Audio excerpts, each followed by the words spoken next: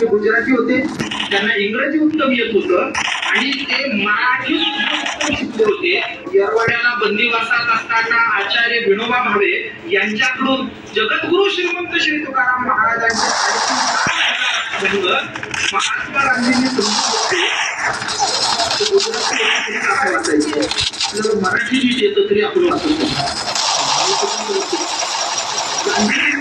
साडेतीन लाख अभंग संपून घेतले आणि त्यातले निवडक 16 अभंग निवडले. किती? 16 अभंग निवडले. त्या 16 अभंगांचं इंग्रजीमध्ये भाषांतर केलं. कशात? इंग्रजीमध्ये भाषांतर केलं. ते गांधीजींचे 3 वाक्य आपल्याला माहिती आहे ना, वाईट काय, वाईट ऐकू नका, वाईट पाहू नका, वाईट बोलू नका.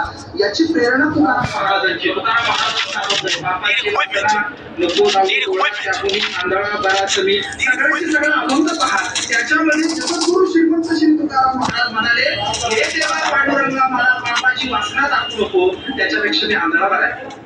हे देवा निंदेचं श्रवण नको, त्याच्यापेक्षा मी कसा बरा आहे, बहिरा बरा आहे. देवा चुकीचं काही बोलू देऊ नको, त्याच्यापेक्षा मी कसा बरा आहे, मुका बरा आहे. तुकाराम महाराजांचा हा अभंग महात्मा गांधींना एवढा आवडला.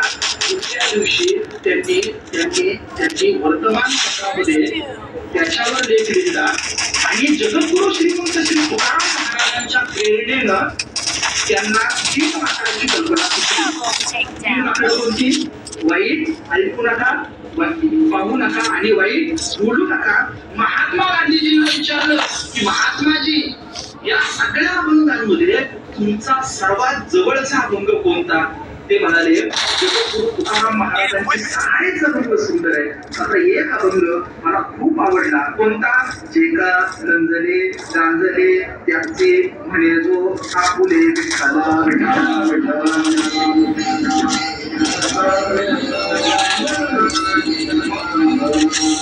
बोलू. आणखी एक उदाहरण सांगतो. हे सांगण्याचं कारण सांगू.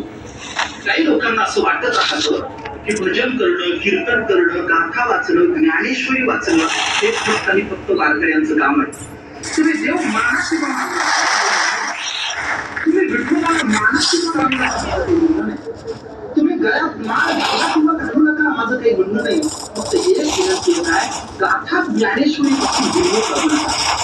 या भारताच्या इतिहासामध्ये असे अनेक लोक त्यांनी देव मानला, तुकाराम महाराजांना मानत नाही असं माणूस नाही. विठ्ठला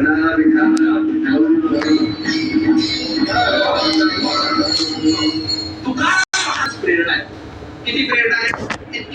इतकी प्रेरणा.